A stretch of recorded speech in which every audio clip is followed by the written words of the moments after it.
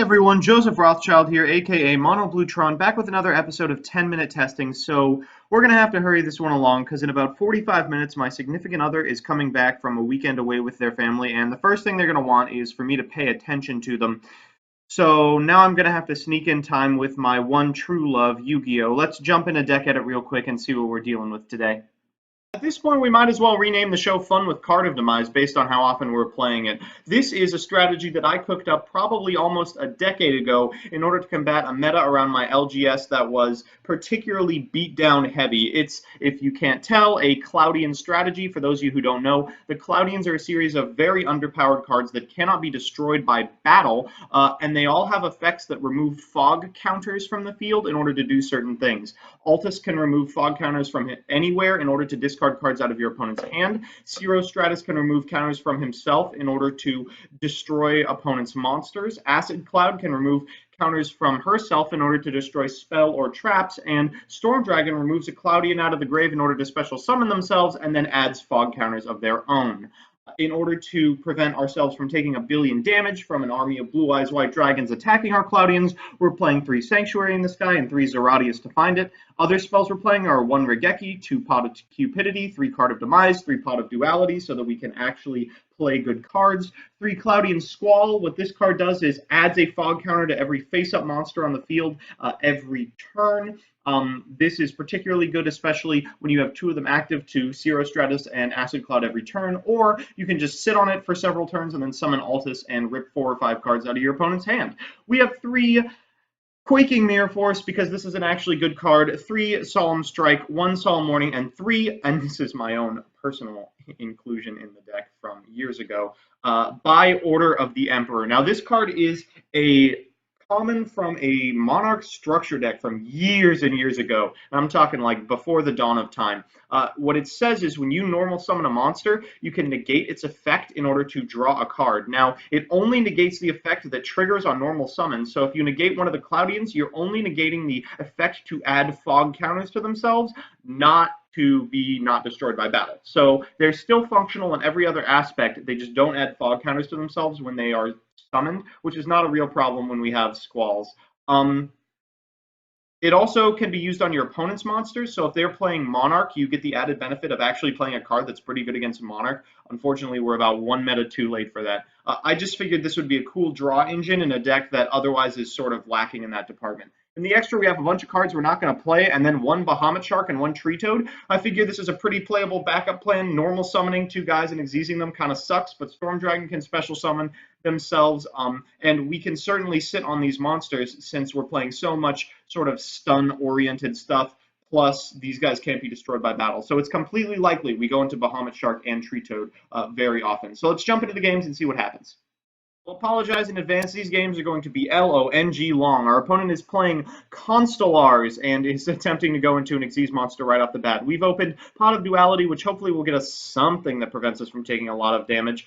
So one thing I'm scared about rank 4 spam decks is it certainly seems very possible that we are not going to be able to compete with them just because there's so many flexible rank 4 monsters that can destroy Cloudians. Things like Castell are pretty bad for us, and for that reason, we're probably not in a particularly good spot against this deck. I do get to Solemn Strike his first Constellar, so hopefully if he just summons 1 monster a turn, we can Zero Stratus our way out of this game. I'm going to destroy his set card, which is a Fiendish Chain, before I summon Zero Stratus, because I know this deck is occasionally Stun E. That feels pretty good. We're not really in business yet, because if he starts attacking our creatures, we're kind of busted.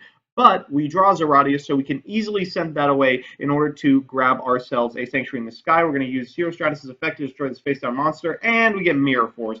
Thankfully, now we have a Cloudian engraved, so we can make Storm Dragon and Sanctuary, and hopefully sitting will be enough to make things occur. He's going to normal summon Kaus, and obviously that does nothing. I don't know why he's attacking. Set Book of Moon. One thing you need to know about Cloudians is if they're set to defense mode, they destroy themselves. So Book of Moon is actually pretty good against us if he can get an attack in. He's going to summon 3 guys, make it Omega. I'm like, oh shit, Omega says you can't be the target of, or you can't be affected by spells or traps. I do have 2 Quaking Mirror Force, but even so, I'd kind of like to get a little bit more out of this. I'm gonna attack this Kaus and get honested, and I'm like, okay, well now that I know he's basically out of fuel, I have no problem flipping up these Quaking Mirror Forces. I'm gonna flip one up, he's gonna chain to make his guys immune, and I'm gonna flip up the other one, and there they go, down to defense mode. So now we're kind of in business, we just have to figure out a way to get out of this stalemate. We don't have one right now, so we can continue to wait, and because he's playing stun traps, it's not particularly good for him either. Maybe a Zeratius in attack mode will be able to get things done, but he gets Fiendish Chain, which is an embarrassment. You really don't want to be Fiendish Chaining Zeratius, I don't think. We got a Solemn Warning. I draw a card of Demise. It sounds kind of sacky, but, you know, to be completely honest with you, the deck is playing 3 Card of Demise, 3 Pot of Duality, and 2 Pot of Desires. So it's pretty likely we found one of those. We get to Pot of Duality into another Card of Demise. You'll notice that we discarded these by the orders instead of instead of like setting them. That's because the deck actually has kind of a problem with the fact that there are only 5 spell and trap card zones. Routinely, we want, like, look, we have a Solemn Strike and a Mirror Force set. We want other stuff set, but we have all this stuff as well. We allow our Seer Stratus's effect to go off. We don't negate it because I want to be able to destroy 2 a turn for the next 2 turns. He draws a Wiretap, and right now he has all of his zones filled, which is pretty nice for us because we know we can destroy all the monsters he has, and he's not going to be able to summon a single monster that'll fuck us up.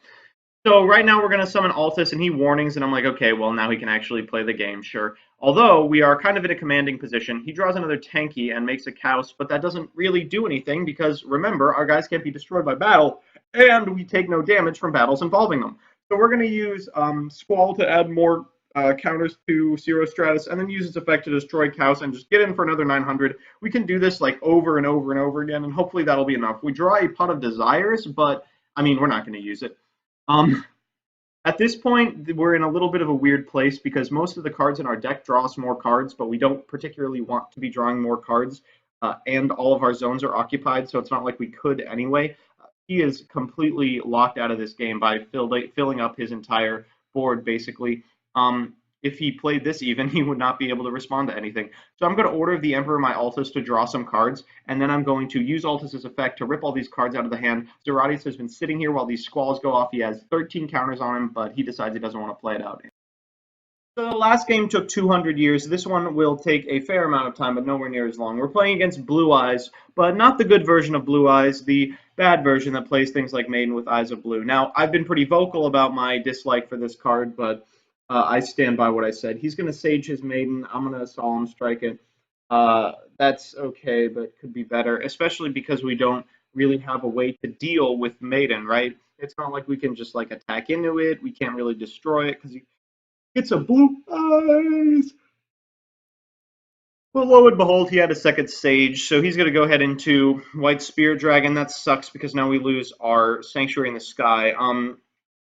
This is the rough part of this matchup is I feel pretty good that they don't really have a whole lot of ways to deal with Cloudians, but it turns out things like Dragon Spirit of White, things like Blue Eyes Alternative Dragon are pretty good. Real quick, let me point out what we banished with that Pot of Cupidity. 1, 2, 3 copies of Sanctuary in the Sky in 10 cards.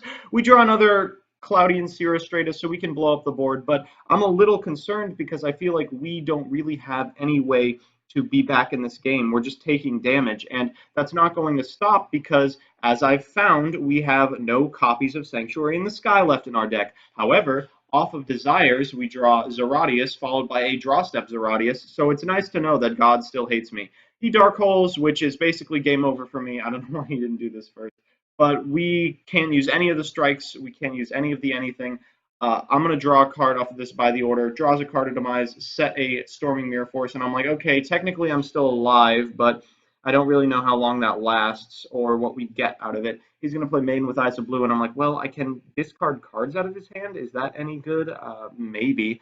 Let's do it, I guess, and see what happens. But he Solemn Strikes the shit out of me, which is rough.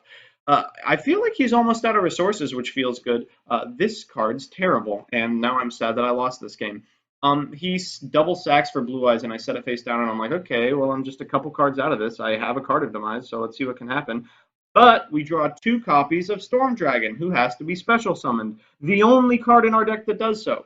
Now he's getting in with the fatty Ancient Whitestone Beats. We got a duality. I'm like, okay, any creature gets us out of this scenario, so let's find one. Acid Cloud isn't great, but is a creature, so I guess we'll do it. We don't want to destroy anything, so let's go ahead and buy the order. And I feel okay. I'm like, okay, Altus can prevent me from losing, but here's the third Blue Eyes, and we just die. This one might end up being more like 20 minutes just because Cloudian games are so long because they just sit there on a whole bunch of monsters that can't be destroyed. We're playing against what appears to be Blue Eyes with a whole bunch of Heroes stuff. I get the idea. It wants to play like the good parts of Blue Eyes while still being able to stun enough. However, Solemn Warning is pretty good against this deck, and we have it. He still has Shadow Mist. We got a Notice set. We got a Quaking set. I'm like, okay, here's the game where we're going to go to the backup plan, and we're going to play Bahamut Shark. Playing Bahamut Shark also allows us to detach a Cloudian and summon Storm Dragon, so we're going to get in for a fair amount of damage, and then when he tries to do anything, we'll just Tree Toad it away. So uses a Hero Lives, we're going to Tree Toad, take that a Hero Lives for ourselves. Thankfully, we have so many heroes in our deck to activate it with, and return Tree Toad with himself. Then we're going to Bahamut Shark again in order to get Tree Toad back. Then we're going to attack in. And he's going to call, and I'm like, yes, I will take call. You got it. I will have it. And then I'm going to attack with Storm Dragon. And at this point, like, we actually just win the game. Pretty cool. I feel pretty good about it. Back with the deck, I'll keep my thoughts brief because I know we're already way over time. But I will say I really, really, really liked the backup plan. I thought the Tree Toad thing was pretty excellent. I enjoyed the ability to special summon Storm Dragon. There were a couple of disgusting nombos. I think, if anything, I would probably take Pot of Cupidity out and just play more stun traps or maybe a Cloudian Nimbus Man or something. But I probably would not keep them in. It was pretty rough to get rid of Sanctuary in the Sky. And the deck already does draw a lot of cards, actually. By the orders, we're pretty good at drawing us a whole shitload of cards in a bunch of different matches. All in all, I think the deck is really fun. Like I did in 2000 and whatever when I was first playing this, I really do like the strategy, but it does lose to anything that destroys monsters. It loses to anything that interacts with your opponent, anything that destroys spell and traps. Like always, it's been weak against Raigeki, and with that and Dark Hole available, it doesn't seem like a very good meta call. But it's certainly fun to overlay 2 Cloudians into a Bahamut Shark and end your turn with a Cirrostratus, Bahamut, and a Tree Toad. So that's that. I hope you enjoyed us kicking off tropical storm season right. I hope you enjoyed watching easily the least competitive archetype I've ever played on the show actually perform better than some competitive archetypes we've played. And most of all, I hope you just enjoyed the video. If you did, make sure to give me a like, a comment, or a subscribe. It really helps me out. And if you would like to see these decks put into practice, I stream Ladder on the YGO Pro Checkmate server every Tuesday and Thursday from 9:30 a.m. to noon. If you want to see a certain deck or archetype played in a future episode of this show, let me know in the comments below and I'll see what I can do. Otherwise, I will see you Wednesday.